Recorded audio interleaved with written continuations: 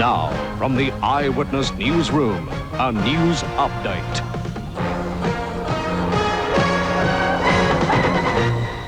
Good morning, I'm Tim Webster. First the Olympics and a disappointing finish for Australian medal hopeful Darren Clark.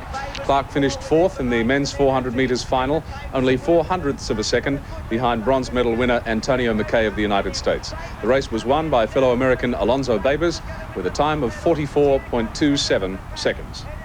The jury trying American carmaker John DeLorean has retired to consider the 59 days of evidence on whether he's guilty of conspiring to import cocaine. Before they retired, they were told the prosecution had to prove DeLorean wasn't a victim of entrapment, as claimed by his defense attorneys.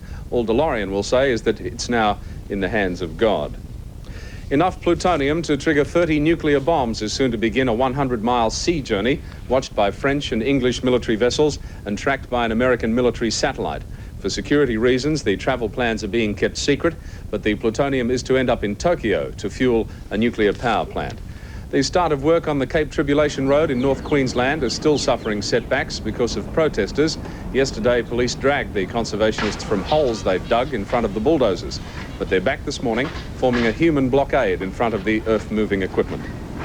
The federal opposition has this morning released its new resources and energy policy, putting emphasis on less government intervention and a recognition of the role of profit and private enterprise. Opposition Senate leader Fred Cheney is expected to give further details at a news conference later today. The violence in the British miners' strike is apparently no longer confined to the picket line. More than 1,500 men have made hit-and-run forays on an office of the National Coal Board and 2 mine pits. Cars belonging to non-striking workers have also been attacked, and 10 people were arrested and 3 injured. Masked members of the outlawed Irish Republican Army came out into the open this morning to the cheers of American supporters of their cause. The men boarded 3 buses carrying members of NORAID, an organisation which raises money in America, and pledged to continue their fight against British rule. And that is the latest national Eyewitness news. And now to the weather.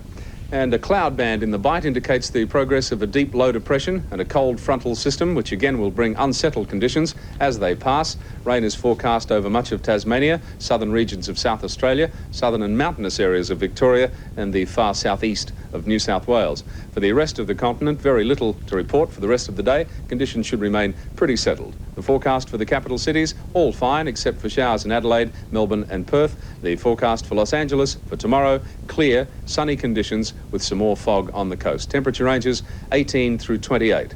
Shame about Darren Clark, but he tried his best. Now back to Los Angeles.